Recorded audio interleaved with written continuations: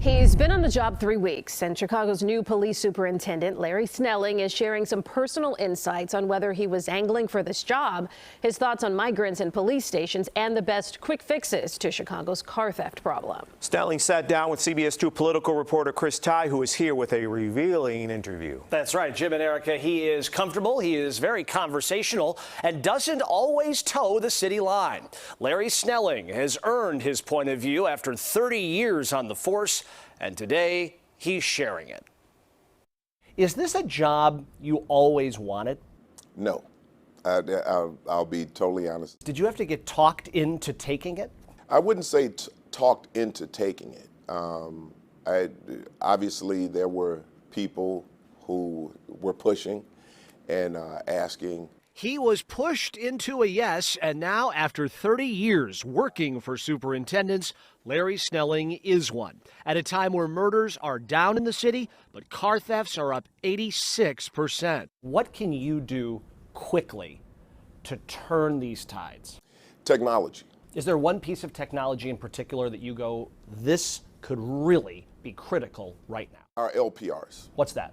Those are our license plate readers. So basically, they do we not have them right now? Oh, we do have them. We do have them. More would be better. But also stricter laws, being able to hold people who are repeat offenders. We balanced this budget. Mayor Johnson's budget promised a promotion of more officers to detective, but remained vague on officer headcounts. Will in a year from now we have as many sworn officers on the streets as we do today? More, less, or the same? Well, we would hope for more. He did not offer specific projections.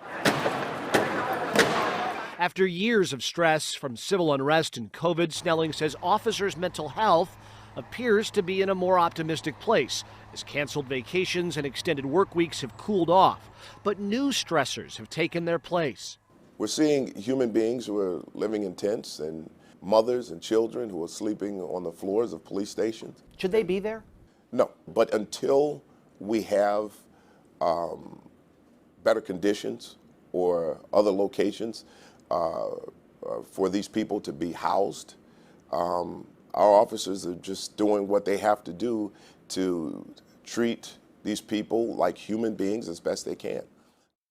Snelling added officers found to be involved with hate groups like the Proud Boys have no place in CPD, despite one officer with such a connection still on the force. He says officers that file false police reports should also be fired. He said several times he needs the help of the entire community, underlining his theory that you can't arrest your way out of the crime wave that we are in. And with so many heavy topics swirling every day, Jim and Erica, we asked him, how do you unwind from such a heavy job? Right. His answer, exercise. He says it takes his mind and his body to a more peaceful place. All right, Chris, thank you. Thank you, Chris.